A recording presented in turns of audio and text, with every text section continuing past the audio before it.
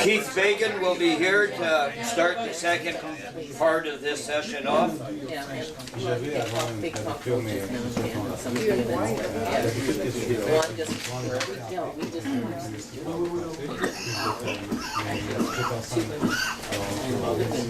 Who wants, after Keith, anybody want to, Riel or anybody want to get up? Okay, after Keith, Riel will come, and then after Riel, is there anybody? Hugo has to go. Hugo? Chantal. Hugo. You and Chantal will go after Riel. So we're going to have Keith, and then Riel, and then Hugo after Riel, and then Chantal, and then however you guys figure it out. We know who's going to do it. Yeah. And here's our man Keith. Thank you, everyone. My name is Keith Fagin. Just for those of you that don't know me, most of you do, of course. You know, we've worked in cannabis activism for over 30 years now. I've been a consumer for over 40 years. And the Legalize was what got me really started looking into it. And I joined Normal USA, and then later on in the 80s, Normal Canada. And we've done a lot in the background. We stayed out of the media. We did a lot of donating of funds, you know, helping with campaigns, marijuana party, and all that good stuff. But in the mid-2000s or 2004 or 5, we lost one of our major media people, which was Grant Krieger, and I ended up having to step up, and we didn't have somebody else for the media. And we built it up since then on a different basis than other groups. We've always had the smokeouts, we're here, we're high, get used to it, but we weren't getting the respect. We weren't getting people paying attention to us. It was too easy for them to ignore us.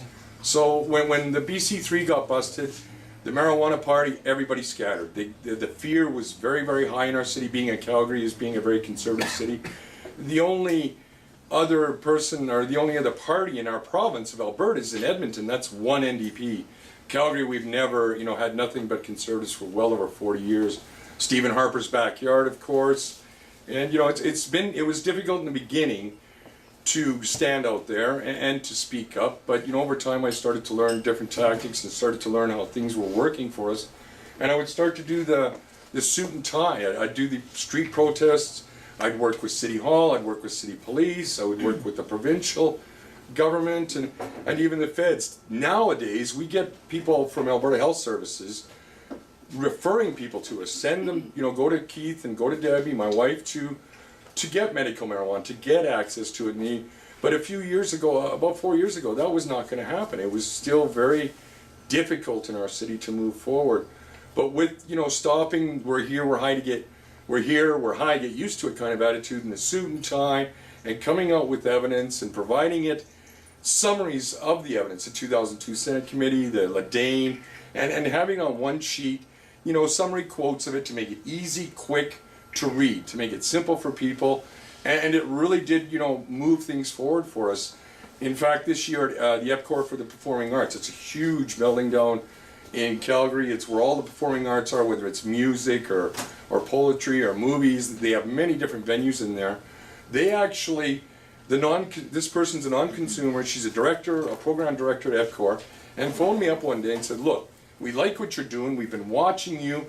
Although I don't consume cannabis, I understand that legalization should come. We want to do something for your community.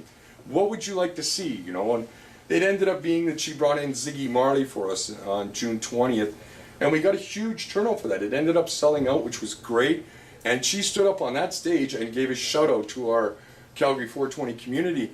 And it's not that, you know, I'm wanting to create another organization. The reason it was created was because the BC3 went down and everybody scattered. We had nothing. We had no marijuana party. We had no groups working in Alberta. So we decided, fine, let's create an organization specific to Calgary. And then within months it expanded to Alberta. And then we expanded across the country and then around the world. Like, we're not working just in Alberta or just in Calgary. We support Sensible BC, Normal Canada, Skunk Magazine, hemp stores, wholesalers, breeders from around the country.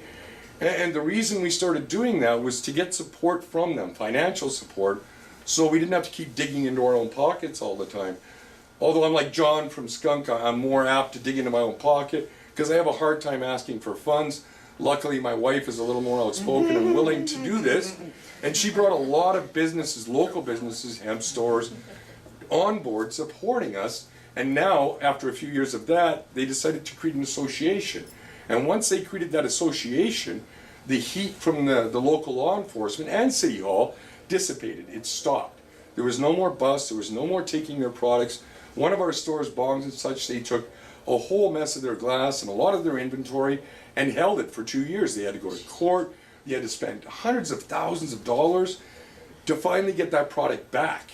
And of course, 2 years later, in any industry, like the hemp industry, it's getting outdated. There's so much more new stuff, so much more advancement.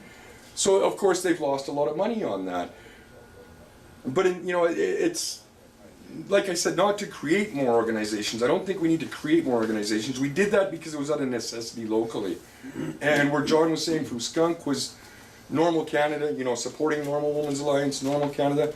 Normal Canada's been around since '78, registered nonprofit, and we started working with them. I joined the board of directors in November 2011 because I could see that it was waking up. It was no longer that sleeping giant it had been, because it is a giant. Normal it's a very recognized name. If you see somebody with the Normal on their t-shirt, the vast majority of people know what it is. When we're at trade shows, we've done many trade shows, non-cannabis specific trade shows, 50 plus show. In an agricultural rural area, we did some trade shows, and at least 75% of the people coming by that booth that stopped, or that we drew in, hi, how you doing today, and got them to come and talk to us, would say, yes, I believe in legalization, I think it should happen, but I'm a teacher. I work, politician, of course, a lot of those are unfortunately cowards, but I'm sorry, I shouldn't go there with that, but still, it annoys me, something fierce. But we're getting 75% of the population, at least, at these non-traditional shows saying, yeah, it's great you're here, yes, I support you, but again, that fear factor, and it's a very strong instinct we have, and the government knows this, they've known it for a long time, and they use that against us. But things are shifting. In the last 4, possibly longer now, we've received a lot more non-consumers joining us, saying that, hey, I don't have to fear being drug tested. I don't have to fear they're taking my kids away because I'm a non-consumer. Maybe I drink a little wine, but you can't take my kids away for that. And that's because of the way we've been doing it. We're not here, we're not high, we're not smoking out. We are here with the science, with the evidence. We're trying to show respect to you, but we want respect back. And at first we didn't get it, and even right up until 2009-10, we were getting letters from the city, your event is not going to be allowed, we have a new bylaw, all kinds of nonsense. But of course we'd go ahead with it due to the Canadian Charter of Rights and Freedoms, and that's what I would always quote, the Universal Declaration of Human Rights as well, which we're a part of. And it took time, but there has been a shift at City Hall in 2010. They've certainly shifted a lot towards, they're not going to stand out and say, yeah, marijuana is good, or Calgary 420 is good, but they've been doing things non-public to help us. We're into the harm reduction in Calgary. Now we're speaking to those folks a lot more. We brought a lot more education to them. So that's been the way we've been going with it. And like I said, not to start another organization, but it was just out of necessity. We felt we needed to do that. And for us, it worked out well. And I do agree that we do need to support, say, Normal Women's Alliance. And when it comes to the businesses, the hemp stores, the magazines, all those businesses, where, as long as they're in business in the hemp industry, in the cannabis industry, I feel they are our frontline artillery in this drug war. They are out there 24/7. That magazine sitting on somebody's table, some store, the hemp stores have leaves in their windows. So no matter whether they're open 7 days a week or not, they're always there. So they are our frontline heavy artillery. It does bring the message to people. We need to use that to our advantage and to bring it more in a respectable fashion where you can't ignore me because I'm smoking a joint. Because I admit to smoking for over 40 years, you still can't ignore me. I've got the science, I've got the evidence. Here it is, I'm willing to debate any of you. City Hall, police, but of course they won't take me up on it. They don't want to do that publicly because they're going to lose. Of course, we all know that here. But I'd like to get on to the 420 end here for Herb, and it was an amazing year. We really got some great attention across this country. Ottawa was spectacular. I'm just very, very proud of Ottawa, ladies. You guys really did an awesome job out there. Debbie in Nova Scotia did really, really well as well. We had a woman up in the Northwest Territories here. She was out running around by herself, out of the backseat of, or out of the trunk of her car, trying to promote education, the truth, and the facts. And she wasn't getting a lot of support. But with Bob's funding, I was able to send her, some funds from Bob. I was able to send her some stuff to give her solid information, scientific information that people would take. And she came back and told me, I got over 350 people. Please thank Bob. And I get that from Jade Ridge in Winnipeg. I get that from all of them across the country. They're very appreciative, and they all did a very good job. With Kim, she's also got an NDP MP up there that's on her side. So it is big. It makes a big difference. Like down in the U.S., they got George Soros. They got many large organizations, Media Awareness Project, and on it goes. In Canada, we don't have a big funder, a big source of money. We have a big resource, a big source of people that are willing to do things, that are willing to sacrifice, but we didn't have the funds. And when we do these 420s, I tell these people, when we did them, don't expect this money here every year. Use it for advertising, use it to raise more funds. You've got herb for herb products, sell them. Get donations. You should do the donations at those events, because to sell them, you can get some grief for the authorities. So that's one way around it. Just ask for a donation and encourage people to, at least $5, $10 or more. And in our public events, we end up, raising quite a few $100s. On 500-600 people, we'll walk away with $800-900. We have the stores donating stuff to raffle off, whether it's bongs, whether it's T-shirts or magazines or whatever. It does bring in the funds. People are willing to support if they're getting something for it. We found, and another thing with people is they love the stickers and the buttons. I don't know if anybody's got here from Bob, but they love this stuff, and we can give that away. Very cost effective, and then that message is on their chest or is on their hat or wherever it is. And and Debbie, she walks into a store with herb for herb on, every time she gets a comment from somebody, and over 90% of the time it's positive. They're, oh, that's cool, yeah, marijuana should be legal, blah blah blah. And so it does send a message for these people wearing these T-shirts as well. But I would like to quickly focus on 420 here and then get on to the next person. Kelly, how was Ottawa? You were at Ottawa, you organized the Ottawa, and... So one of the things that worked extremely well for us in Ottawa that I would like to actually amplify a little bit for next year was that we did a policy luncheon at the Parliamentary Pub, which was just across the street from Parliament Hill.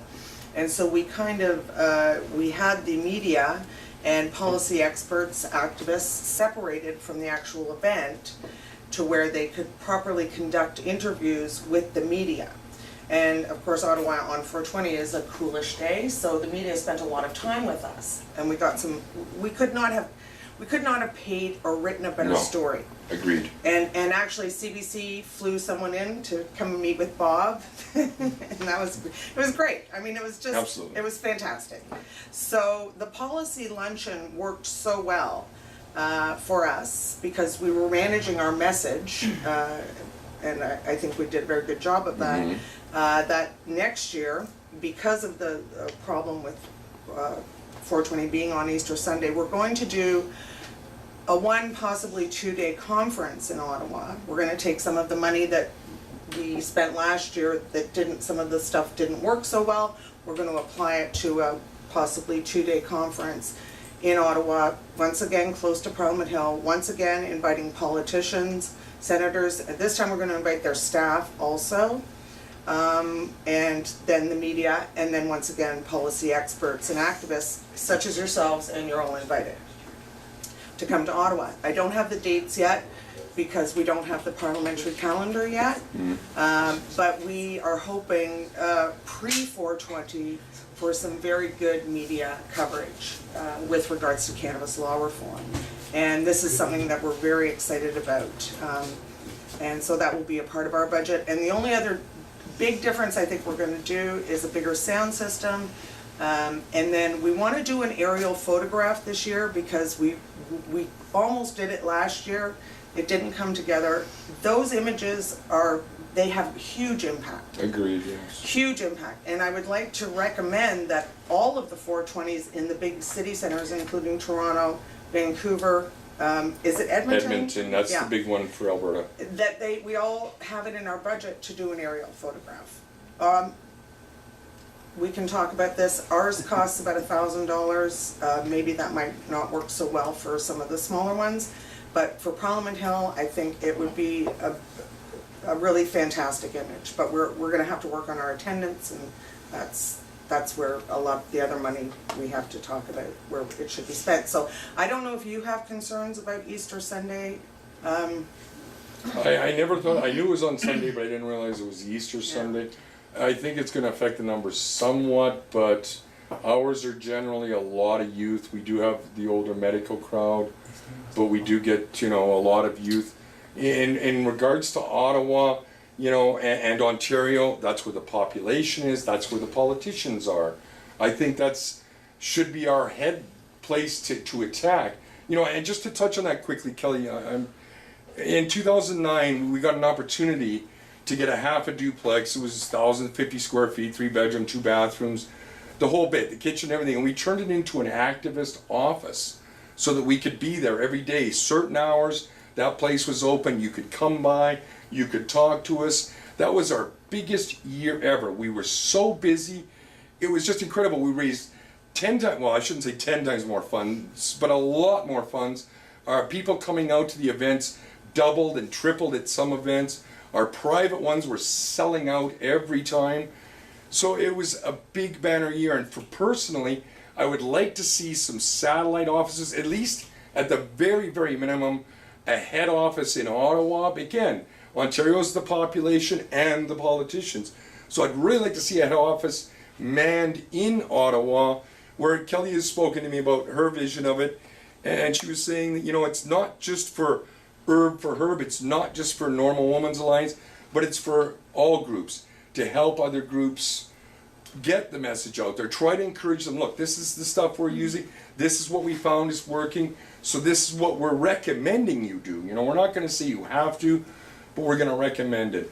So I'd certainly like to see another office again in Calgary, but really, again, Ontario, the population and the politicians, I strongly believe in that. I've experienced it. I know for myself that it happened, it worked, and I'm really hoping we can come up with some work that way, some funding that way, raising funds, and I'm willing to do it in Alberta. Like I said, we're not just Alberta specific or Calgary. We are across the country. We do support many organizations, many of the magazines, a lot of the startups. We were there when Skunk started up. We were there when the Art of Mary Jane started up. We were there when TY started up. We were there when Heads went down, unfortunately, But Skunk and TY and Art of Mary Jane and others, we've, put a lot more into them to help them start up. There was a 420 magazine, Canadian 420 Insider in Alberta that fired up. Unfortunately, it only went about 7-8 issues. And then the whole system, sort of some infighting and whatnot, it just fell apart, unfortunately. One thing I'd like to say is I'm glad to hear is coming back is the Cannabis Health that used to be published. My understanding, Brian, is it's not going to be a paper copy, but it's going to be an internet. No hard copy anymore. No hard copy. And that's understandable. I don't know how many people know about the magazine business, but a lot of magazines are shutting down. For Skunk to be going ahead like they are after 10 years is just great. It's amazing. And like I said, I've been around. I've been, on the forums. I've known Johnny, Attilio, and many of the other people that have worked there over the years, and I've watched it grow, and I've watched it get better. And it's not your father's High Times kind of magazine. It's far, far from that. And we need to get up and we need to promote these guys. We need to support them. We need to get people to understand that we have to make a living. Everybody has to make a living in this world, and there's too many people, they're making money at it. I don't like them, I'm not going to support them. But the more you support them, the more they're going to get back. At least with the stores and the magazines and that are putting into the cause, the more we support them, the more they're going to be able to support us and our endeavors. Well, I'll let it go at that, and I think that's enough. Thank you. Oh, I'm sorry, one last thing. We did DVD copies here. We filmed it last time we were here in February. We're filming again this time. Anybody that wants a high definition DVD copy can even get your Blu-ray if you really want that high of a definition. Anybody that wants high definition copies, DVDs mailed to them, contact my wife here and get your information on here. We can get your address later, we can get it now, whenever. But if you want copies, let us know and we will be sending them out to everyone that wants them. Thank you.